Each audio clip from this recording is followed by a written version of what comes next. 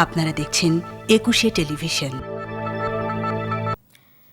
পদ্মা, যমুনা, ব্রহ্মপুত্র, ঘাঘর, ধরলা সহ ৯ নদ নদীর পানি বিপদসীমার উপর দিয়ে প্রবাহিত হচ্ছে।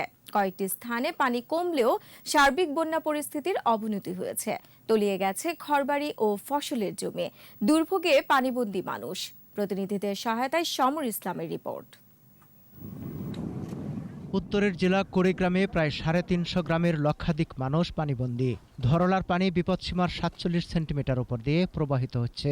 ফলে নদী অববাহিকার ৪ উপজেলার ৩৫টি গ্রাম নতুন করে প্লাবিত হয়েছে। ব্রহ্মপুত্রের পানি কিছুটা কমলেও বিপদসীমার ২১ সেন্টিমিটার উপর দিয়ে প্রবাহিত হচ্ছে।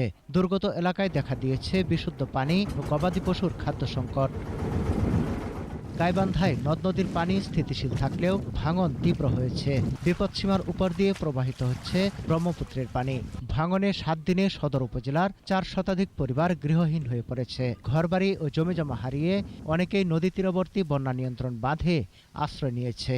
এইভাবে যদি ভাঙে আমাদের যেটুকু মনে করেন আশ্রয় নেওয়ার মতো জায়গা আছে এটুকু থাকবে না। দিনই ভাঙতেছে বাবা, এই বেসরকারি বেলে মানুষ ভাঙছে গেলাম, এলে মানুষ পড়ে যাবে। টাঙ্গাইলে যমুনা, ধলেশ্বরী, জিনাই সহ সব শাখা নদীর পানি কিছুটা কমলেও নদী তীরবর্তী এলাকায় দেখা দিয়েছে ভাঙন। এরই মধ্যে নদী গর্ভে চলে গেছে কয়েকশো বাড়িঘর। এদিকে জেলার বিভিন্ন উপজেলার বেশ কয়েকটি নতুন এলাকা বন্যা কবলিত হয়েছে। পানিবন্দী হয়ে পড়েছে কয়েক হাজার মানুষ। পদ্মার পানি বৃদ্ধি অব্যাহত থাকায় ফরিদপুরে বন্যা পরিস্থিতির অবনতি হয়েছে।